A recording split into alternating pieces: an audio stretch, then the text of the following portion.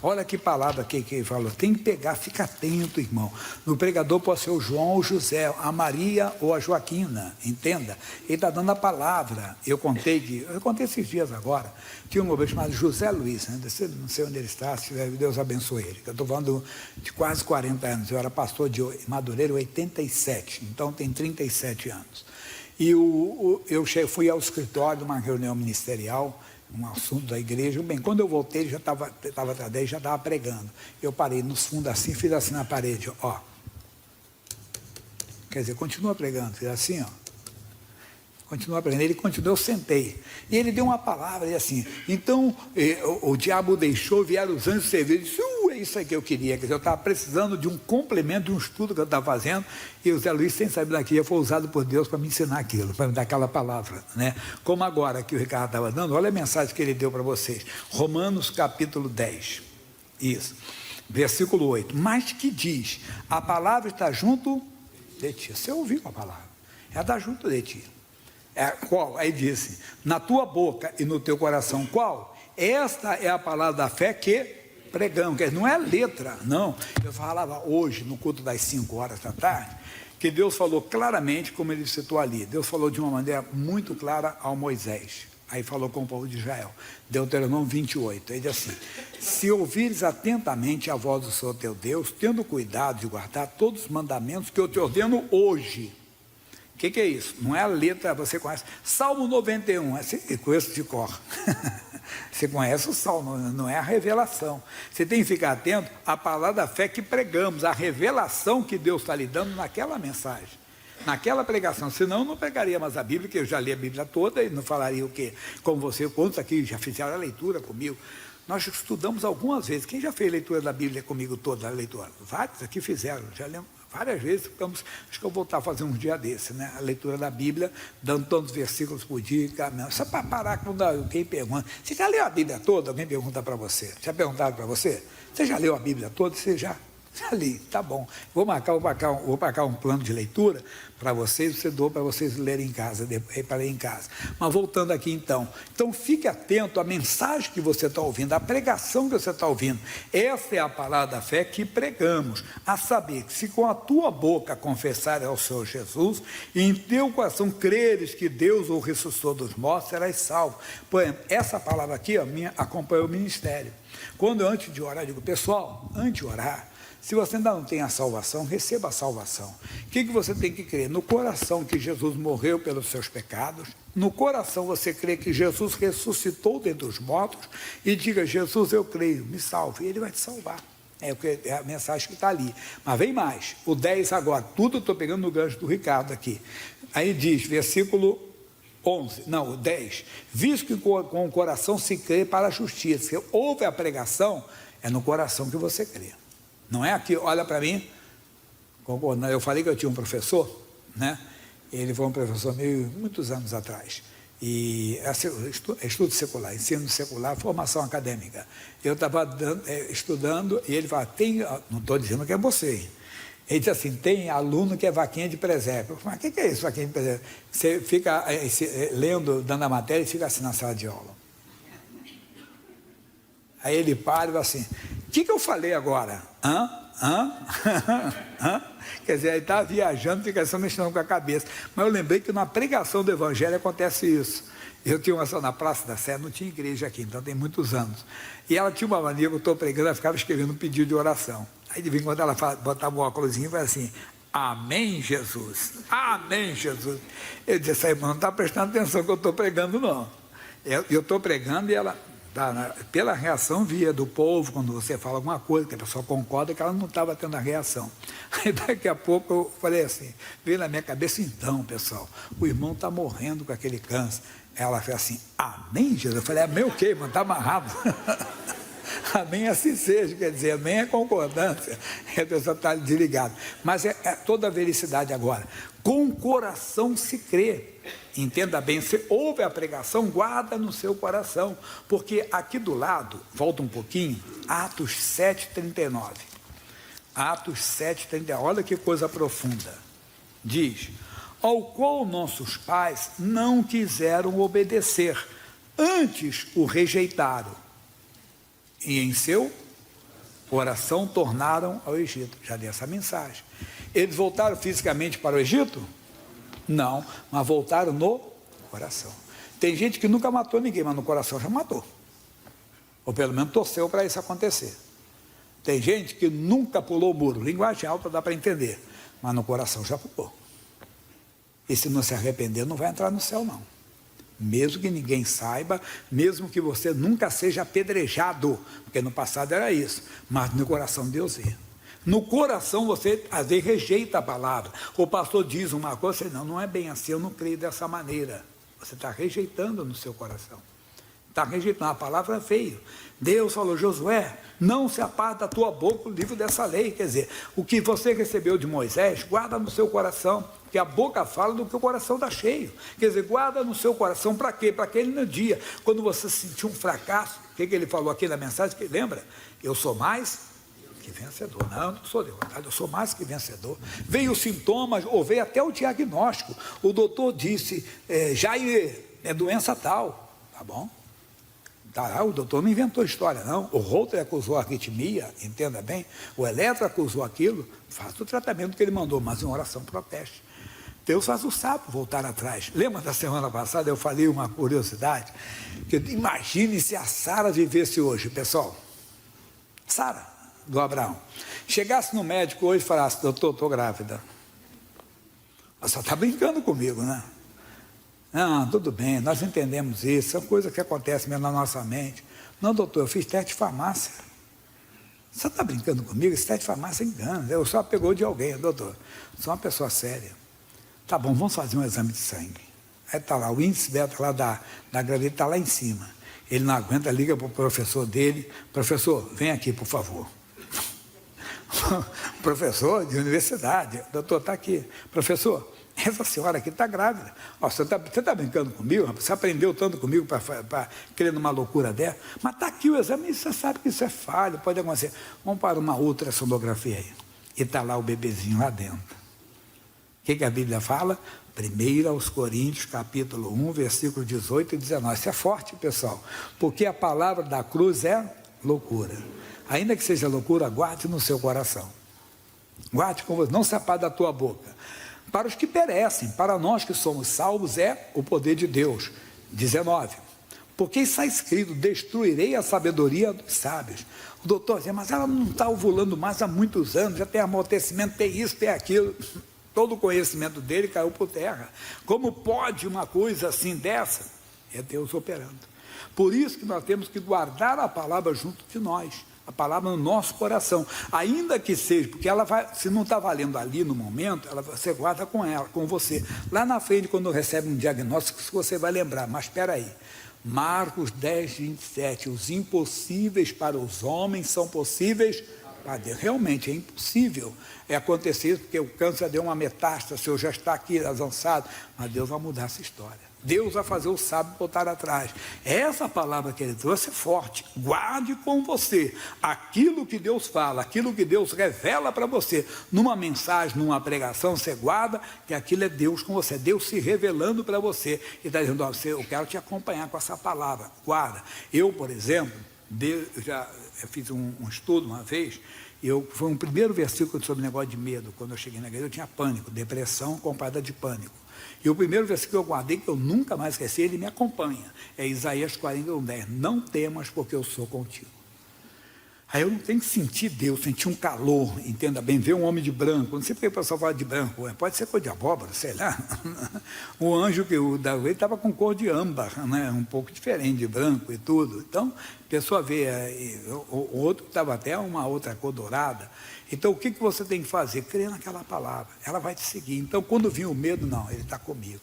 Depois eu fui aprendendo mais, aí o Salmo 27, o finalzinho do versículo 1, o Senhor é a minha força, quem temerei? Quando vinha aquele medo, o que é o medo? O coração acelera, porque não é medo de altura, não é medo de sei lá, medo de vai morrer, não, você tem medo, não sabe de quê. Você não sabe nem explicar que você está com medo.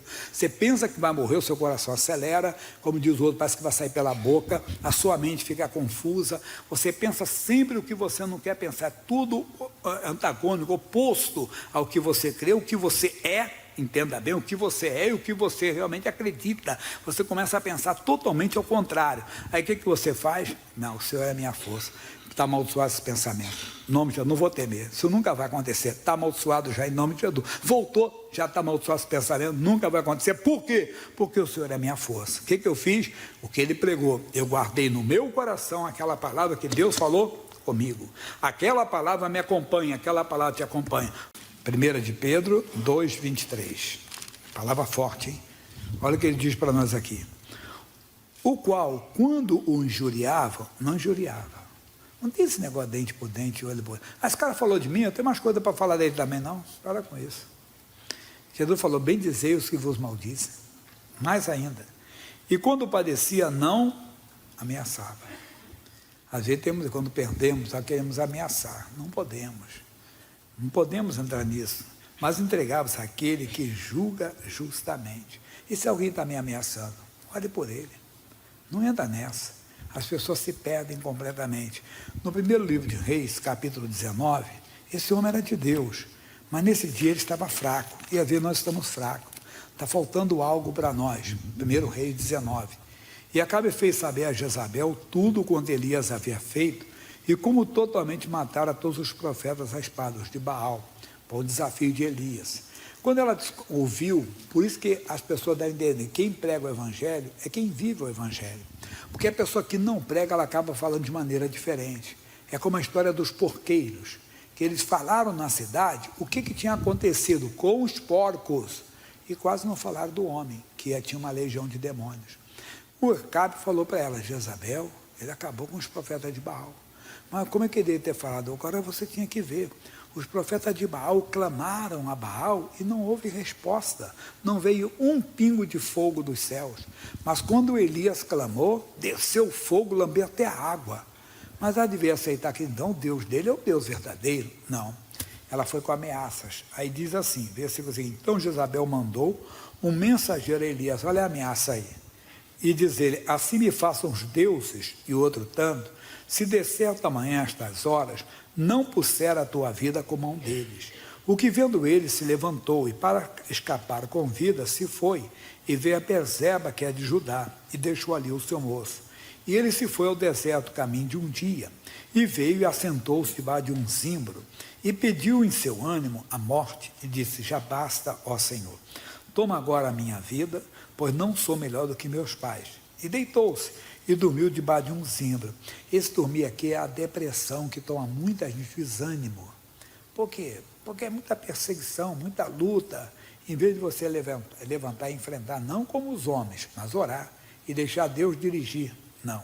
E eis que então um anjo o tocou e lhe disse, levanta-te e come. E olhou, e eis que à sua cabeceira estava um pão cozido sobre as brasas. Deve ser o melhor pão do mundo, hein?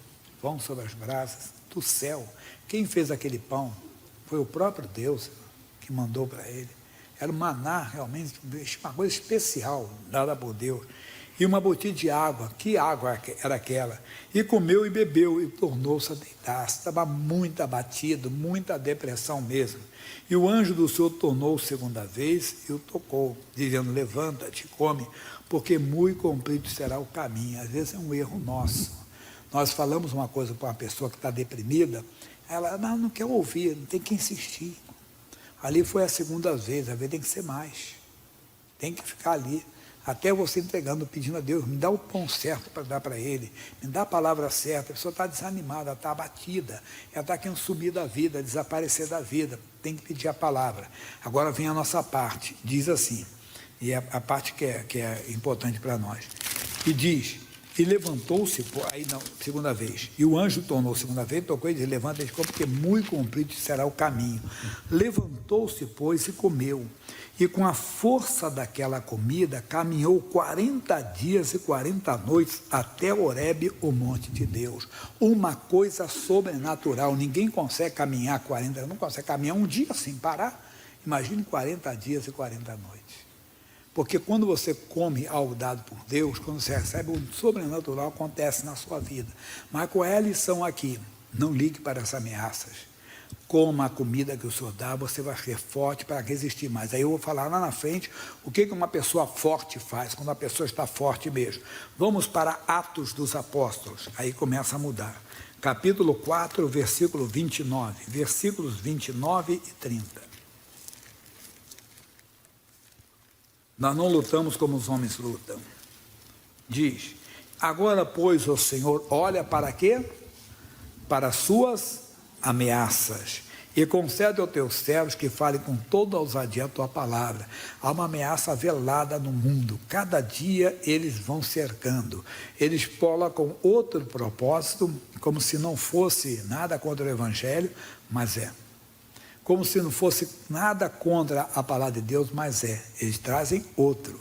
São umas doutrinas que vão aparecendo aí, e as pessoas vão abraçando como se fosse algo até fraterno ou até espiritual, e não é. Por exemplo, cidade limpa. Eles começaram a proibir letrear. Pastor, foi bom. Primeiro que eu acho que foi desculpa, minha opinião, tirou até o brilho da cidade. Mas que a divulgação da palavra também é restrita. Porque o objetivo do diabo é isso, entregar folhetos. Desde que eu me conheço como gente, ali, o primeiro ministério meu foi dirigente de mocidade. Quando eu peguei o Ministério de Presidente de Mocidade, a primeira coisa que eu fiz, tinha as galerias, se nem tem as galerias hoje, que dá dó das galerias do centro.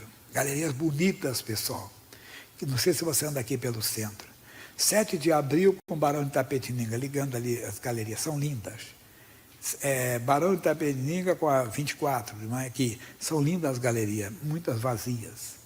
Quer dizer, vamos ver com essa recuperação do centro, que melhora ali tudo. Mas eu ia para as galerias entregar folhetos.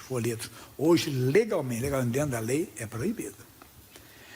Você vai pela 23 aqui para a Zona Sul, você cansa de ver lá, pai da amarração, não sei, negócio de feitiçaria. Todo mundo coloca. Vai eu colocar uma da igreja lá, no outro dia tem a multa aqui para a gente. São as ameaças que às vezes vêm. Não podemos falar inteiramente. Você fala, vamos orar agora, pessoal, o demônio da capa roxa, da capa rosa, demônio tal. Hoje, se falar, não, você está mexendo com aí discriminação religiosa, você está mexendo com a religião dos outros. Não, é demônio, irmão. Eles não querem que você pregue o Evangelho, que você mostre que aquilo é Satanás, aquilo é demônio. E as ameaças vão vindo. As ameaças são penas, sanções, não sei mais o que, uma porção de coisa. Tem? Vai chegar um momento, agora saiu uma que temos que estudar, mas eu tenho que pregar para ter conhecimento para falar, que até nos presídios não poderá haver conversão. Ou seja, a partir de agora, cristão fala para cristão, para outro você não pode persuadir, mas só falar, rapaz, se convida que Jesus ama você. Se a missão da igreja é pregar o Evangelho. Então essas ameaças vão aparecer. Quando não, outras até piores. O que eles fizeram? Não discutiram, não discuta. Nossa luta não é contra a carne e o sangue. Olha a oração deles. Diz que fale com ousadia a tua pai, enquanto estendes a mão para curar. E para que se façam sinais e prodígios pelo nome do teu santo filho Jesus. E eles, tendo orado, moveu-se o lugar que estavam reunidos, e todos foram cheios do Espírito Santo e anunciavam com ousadia, com intrepidez, com ausência de medo a palavra de Deus. Claro, com sabedoria, não ferindo a lei, mas Deus vai colocar sabedoria. Deus vai nos dar sabedoria, mas temos que pegar. Mas mostrando os sinais, que usando o pensamento humano, pensamento dos homens, o quê? Contra fatos, não há argumentos. Peraí, essa mulher tinha 89 anos e está grávida. Não, mas essa pessoa estava com câncer, tem aqui e tudo. Não, é meu vizinho. Não, a minha mãe de 86 anos, minha avó, ela sempre andou com dificuldade, chega em casa andando bem. É isso que o pessoal começa a ver. É o Douglas lá de Catanduva, que você viu na televisão, que chegou lá carregado, com a mulher sem botar um pé no chão, e andou lá e outras coisas mais. E é isso que nós temos que orar e pedir, mas não é esse caso, não é a igreja de Cristo, quando fala na igreja, a igreja não é o local, não, é no seu local de trabalho, é um colega que vai te pedir oração, e você vai orar, e Deus vai operar. É uma pessoa da família, fulano, você é da igreja, ora por mim, eu fui ao médico hoje, estou com um nó daqui, deixa eu fazer uma oração, coloca a mão, Jesus, manda a bênção para fulano, dá amaldiçoado esse tumor em nome de Jesus. É você, irmão, que tem que pedir ousadia para Deus, para orar, ousadia para crer, porque os sinais seguirão aos crentes, aos que creem, e nós pedimos. É que eu falo sempre à igreja, o colega pede para você, me fala, ô irmão, você é da igreja, ora por mim que eu estou, me dá seu nome que eu vou levar para o meu pastor orar. Não, é para você orar, você tem que orar, o pastor pode trazer o pastor concordar contigo, mas você tem que orar, tem que ter ousadia. E valeu, capítulo 5, versículo 12, diz, e muitos sinais e prodígios eram feitos pela mão dos apóstolos, e estavam todos unanimemente no alpendre de Salomão. Eram os apóstolos, agora é a igreja de Cristo, irmão. Era Jesus só, depois foram os apóstolos, agora é a igreja. Sinais seguirão os que crerem. Eu falo aqui sempre do Estevão. O Estevão, no capítulo de número 6, falei esses dias agora, primeiro mostrando, eles estavam discutindo, porque os discípulos, os apóstolos, tinham que deixar as orações, a pregação da palavra, e coisa do cotidiano, que eles tinham que administrar. Aí no versículo 3 diz assim, e escolhei, pois, entre vós 7 varões de boa reputação, cheios do Espírito Santo e de sabedoria, o qual constituamos sob esta importância e negócio. Mas nós perseveraremos na oração e no ministério da palavra. E este parecer contentou a toda a multidão. Elegeram Estevão, homem cheio de fé e do Espírito Santo. Outros também, que eu não vou falar agora. Pula para o versículo 8. E Estevão, cheio de fé e de poder, fazia sinais, prodígios e grandes sinais entre o povo. Estevão não era dos 12, não era um apóstolo, era um obreiro, um diácono, conforme a nomenclatura da igreja, entenda bem do título que a igreja dá. Era um membro da igreja, era uma pessoa escolhida para ministrar, para servir aqui, mas Deus era com ele. É isso que a igreja precisa, você tem que pedir a Deus ousadia, porque vai surgir oportunidade na família, no trabalho, na vizinhança, e às vezes até na rua, que vai surgir uma pessoa passando, mas você ora pela pessoa, vai acontecer. Estamos falando de Estevão, mas volta um pouquinho no versículo 3, que diz assim, e este parecer contentar, elegeram Estevão, homem cheio de fé e do Espírito Santo, e Filipe. Esse Filipe aqui, no capítulo 8, e também Saulo consentiu na morte, e fez naquele dia uma grande perseguição contra a igreja que estava em Jerusalém, e todos foram dispersos pelas terras da Judéia e da Samaria, exceto os apóstolos. Por quê? Porque eles eram mais conhecidos. Aquele ali é o Pedro, aquele ali é o João, aquele ali eu conheço, é o Bartolomeu. Então, eles ficaram mais em Jerusalém, mais onde assim, camuflados. Mas os outros saíram, e uns varões piedosos foram enterrar o Estevão, né? E Saulo assolava a igreja, entrando pelas casas, arrastando homens e mulheres, e os encerrava na prisão. Mas os que andavam dispersos iam por toda a parte anunciando a palavra. E descendo Filipe, que não era apóstolo, a cidade de Samaria, lhes pregava a Cristo, e as multidões, unanimemente, prestavam atenção ao que Filipe dizia, porque ouviam e viam os sinais que ele fazia, pois que os espíritos imundos saíam de muitos que os tinham, clamando em alta voz, e muitos paralíticos e coxos eram curados. Qual é a mensagem? Alguém não se intimidou com as ameaças. Agora, como é que se enfrenta as ameaças? Como em Estevão.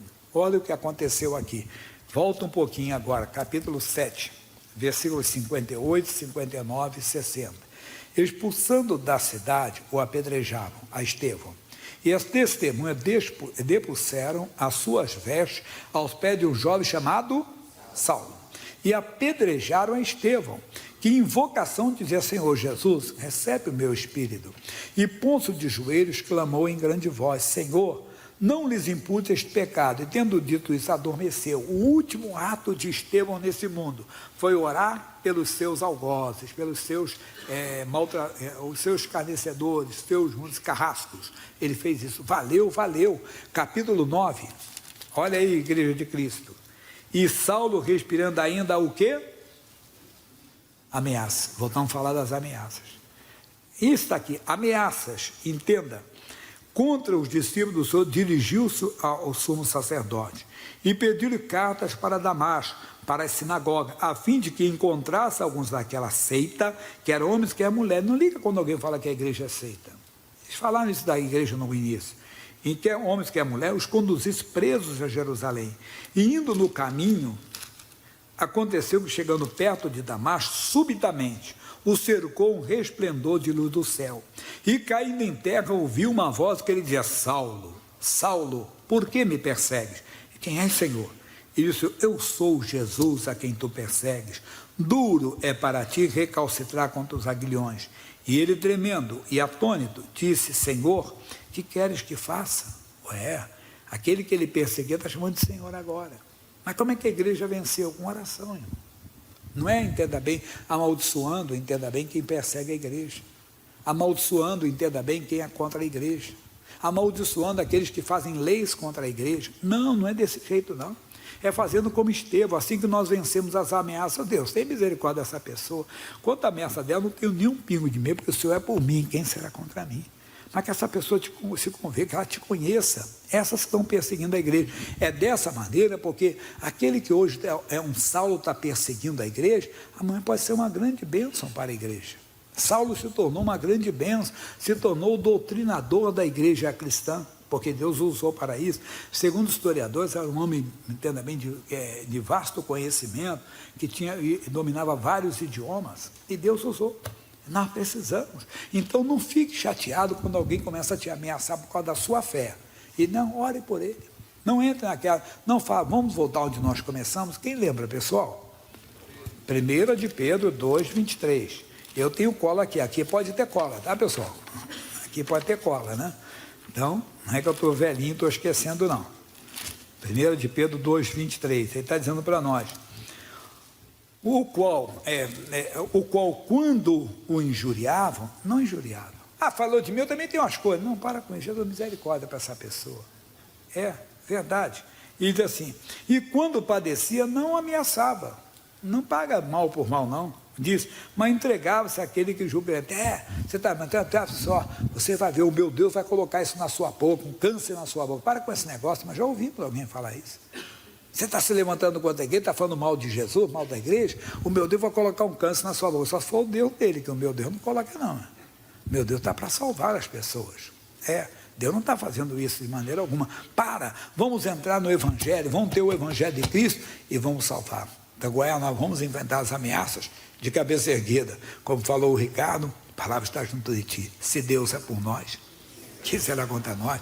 Temos que ter medo das ameaças. Quem temos que ameaçar também? Temos que orar, interceder por eles, para que eles conheçam a Cristo, para que aquele que hoje é um perseguidor, pode ser uma autoridade, como eu falei, pode ser o legislador, o julgador, entenda bem, ou até do executivo, ore por eles, porque amanhã pode ser uma grande bênção. Imagine, dizem uma história, que Gandhi, já vou falar de Gandhi foi um pacifista, conhecido assim, mas hindu.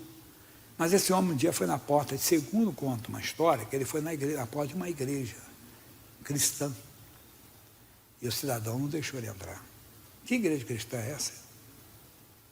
E se ele entrasse, se ele se convertesse? Se o Estevão não ora pelo Saulo, não seria o Saulo, Deus vai levantar outro. Mas muito vale, irmãozinho, quando eu quero chegar, quem hoje é uma praga a você, pode ser uma grande bênção para você amanhã. Quem hoje está te xingando, amanhã vai te elogiar. Quem te persegue hoje vai estar do teu lado amanhã, irmão. Verdade. E creia nisso. Eu era garoto que dizia assim, quem deseja quer comprar, irmão. Quando a pessoa vai, aquele quer conhecer, aquele que diz, eu não creio em Deus, esse é bobeira, lá dentro quer dizer, eu quero conhecer esse Deus.